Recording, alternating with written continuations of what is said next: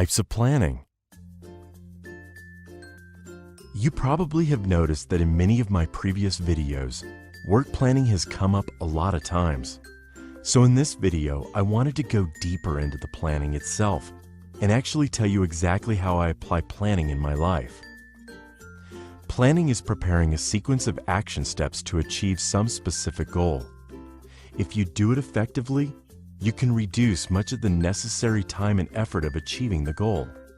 A plan is like a map. When following a plan, you can always see how much you have progressed towards your project goal and how far you are from your destination. Knowing where you are is essential for making good decisions on where to go or what to do next. I personally have adopted 3 types of planning. Yearly planning, with my main goals.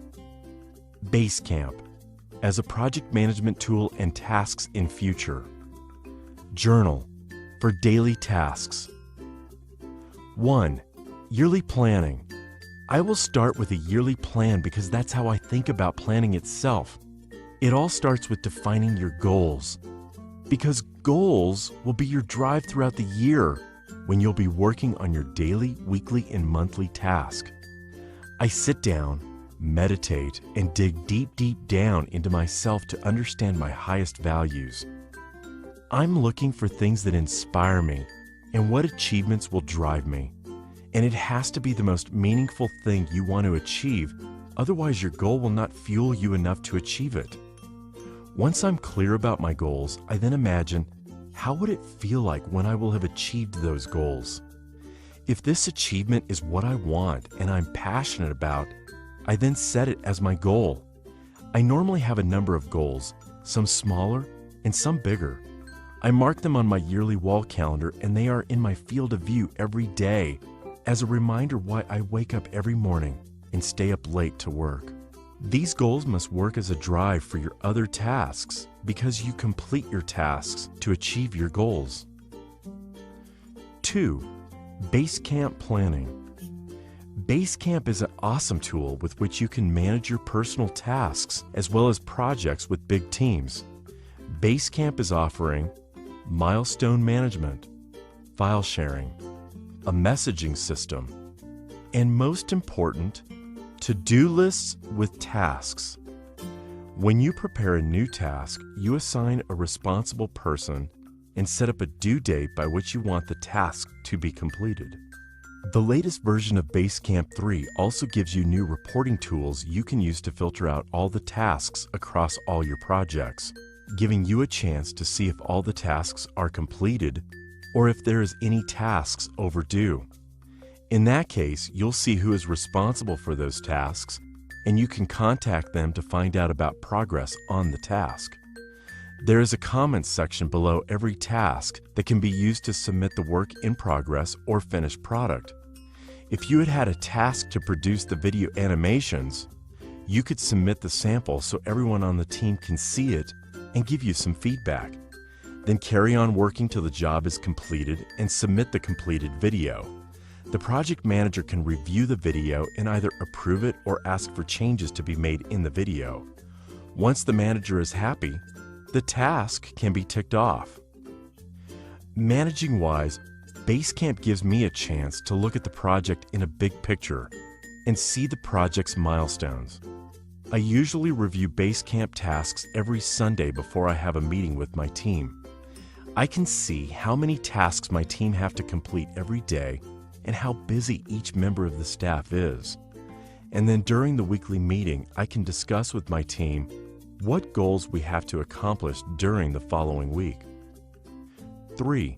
Journal planning. Even when I use Basecamp to manage my tasks, I still use a journal to plan my daily activities. I use a ruled notebook, 1 page opening every day.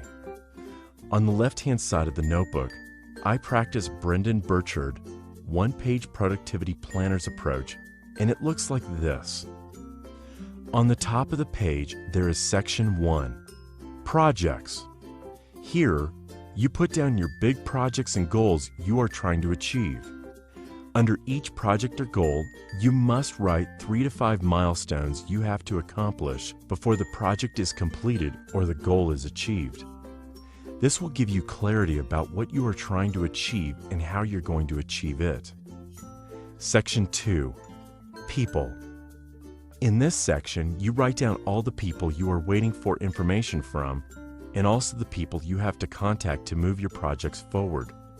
Requests might contain things like, Jan had to prepare a report about market research on mobile phones. Rob had to prepare a video sample for the upcoming event. And you have to call Michael today to arrange the advertising campaign on one of your products. Every time I approach a new task, I think about people who I know and who could help me. And in many cases, I don't have to spend hours and hours of research to find out something, but I'm able to send email or make a phone call and get the necessary information. Section 3. Priorities. Here, you'll have a list of the tasks you have to complete today. Not tomorrow or later, but today. This is the section I spend most of my time, and this is where the job really gets done. Before I start to work on my tasks, I always prioritize them, and I start with the most important tasks first. This is because at the beginning of the work, you'll be most creative and focused, and that will enable you to produce the best results. On the right-hand side of the notebook, I record everything that I do, from early morning till late at night. My Saturday morning usually starts like this: 7:20 to 8:20, running plus shower, time taken 60 minutes. 8:20 to 9, breakfast plus brushing teeth, time taken 40 minutes. 9 to 10, first task, time taken 60 minutes, and so on. This activity recording helps me stay on track with all my tasks, and also I use it to review my day. Every evening, I look at my actual recordings and evaluate what I did and how much time did I spend on each activity. Therefore, I can learn from what I have done the previous day and improve on the next day. Planning process. In order to achieve the best planning routine, it is also important to plan at the right time. I recommend to prepare the next day's plan during the previous evening. Then when you get up the next day, you don't have to think about what are you going to do because you will already have a clear plan. It is especially effective to plan in the evening after you have meditated or read a book because your mind is clear and your plan will be created by your highest values. There's also a lot of other planning tools out there. I use Google Calendar to schedule meetings with my team or other repeated activities. It is particularly useful because all the members will receive email or pop-up notifications before the event. On mobile devices, I can recommend Awesome Calendar. It has worked well for me for over 3 years. The thing that I like about Awesome Calendar is its simple to use user interface, and it also synchronizes all the activities with Google Calendar. It's awesome. A lot of my friends often ask me what tools I use because I seem to be very organized for them. So I tell them exactly what I've shared in this video and how I approach it. It works for some people, but other people try it for some time, but then they either give up or say that it's not working for them as it works for me. And I guess it doesn't matter what tools you use for planning or how you do your planning. It's about values and goals you're trying to achieve. If you're focused on what you want to achieve, then planning can help you to speed up this process by making you a more organized person with clear vision on how to do it.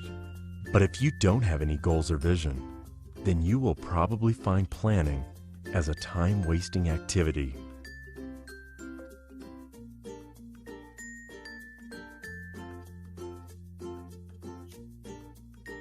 If you have any questions about areas of life where you're struggling or want to make improvements, please tell me in the comments below or write to me at Facebook or Twitter, and I'll make a video about how best to approach it.